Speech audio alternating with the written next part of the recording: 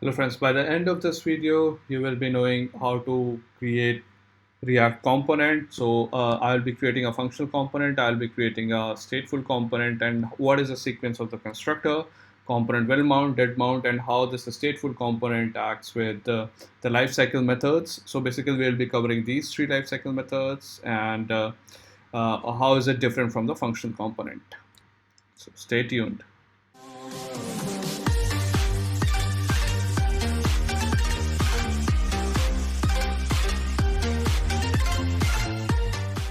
Okay, so let's get started. So we have our React app running on localhost 3000.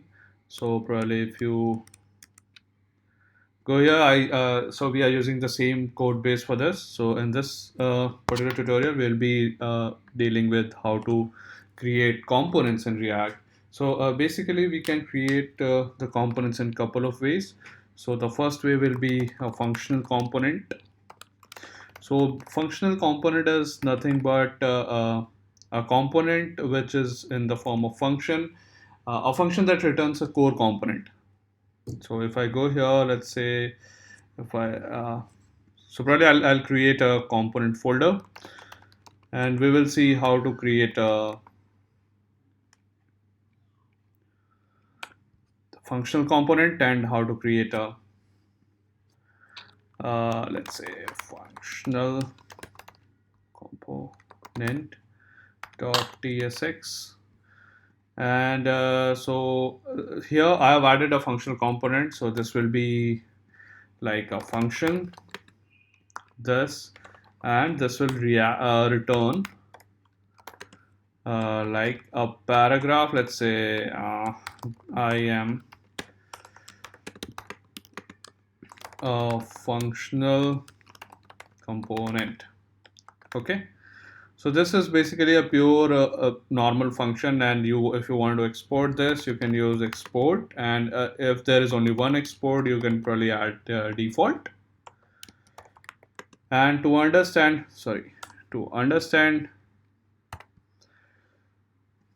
default.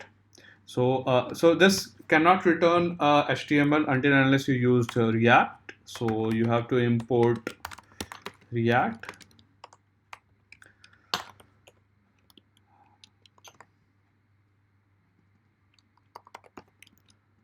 So this will now return, so this particular functional component will return a paragraph that says that I am a functional component. So now when we have added this, we can import this. So I've imported the particular component here, and if you go here, so now you can see I am a functional component here.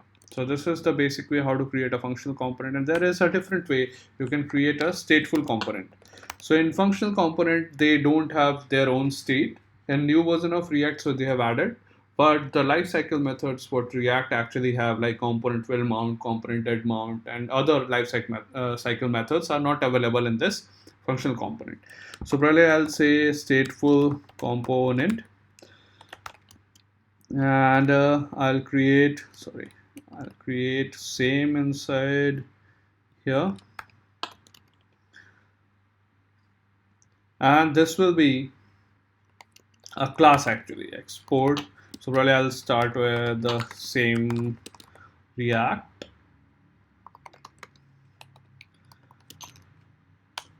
okay, and this will export one export only. So we can use export default class stateful component, which extends the React component.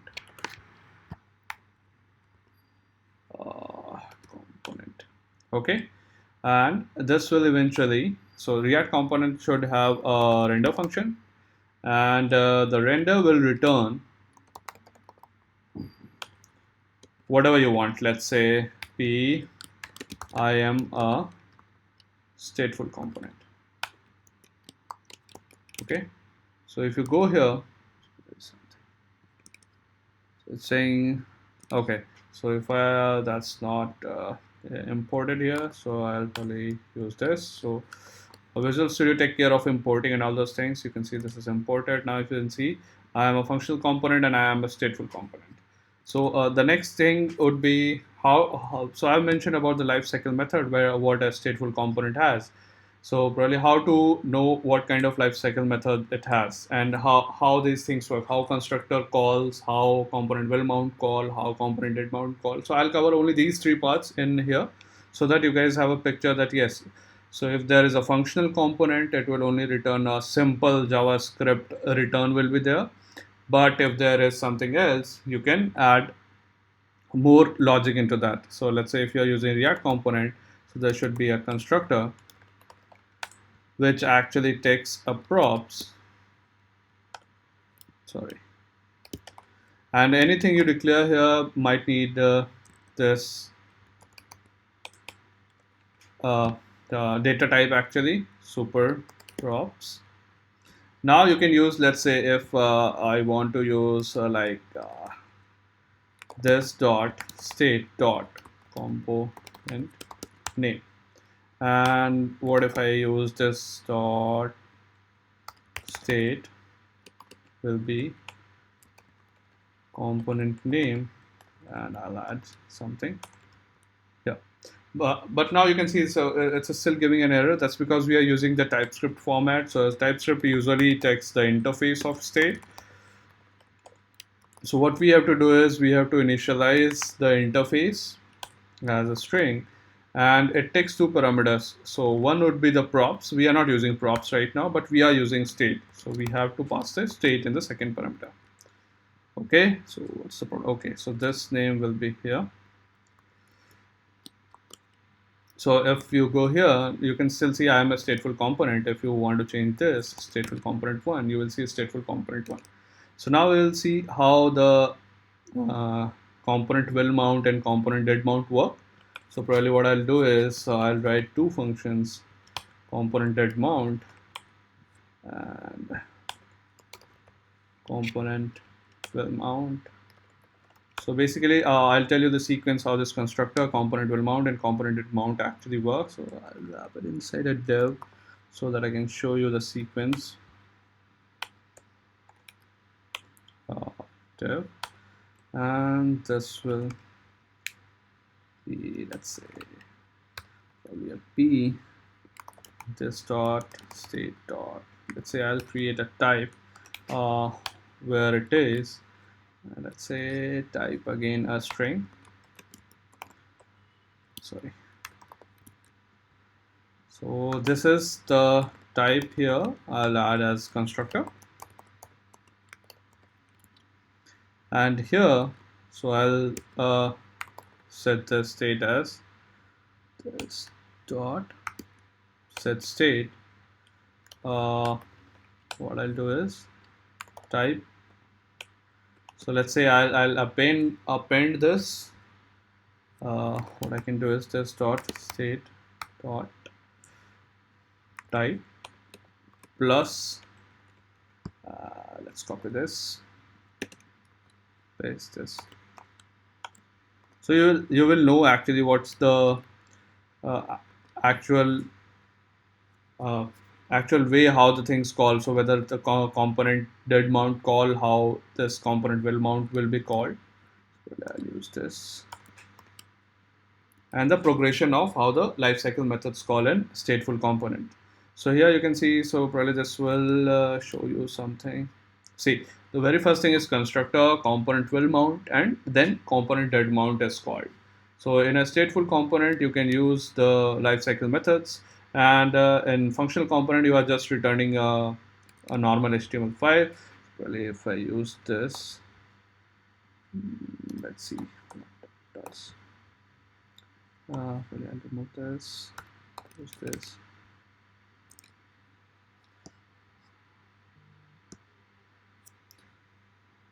Okay, so slash n is not working. Probably I'll give it a class name.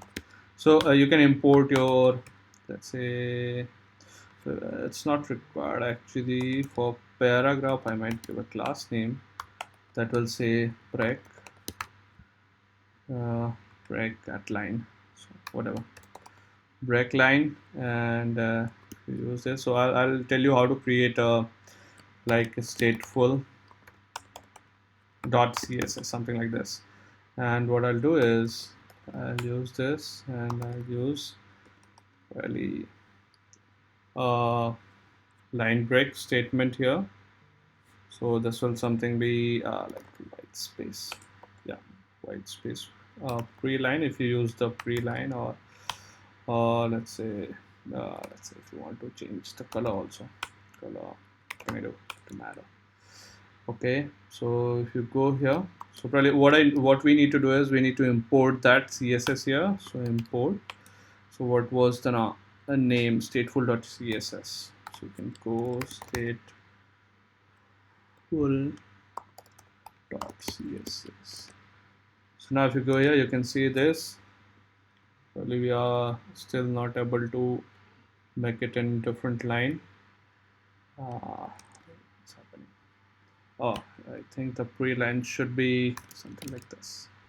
Yeah, now you can see. So the very first thing called as constructor, the second thing called as a component will mount, and the third thing will be component did mount. Probably if we give some line height, it will give you like some separation between these three. Yeah.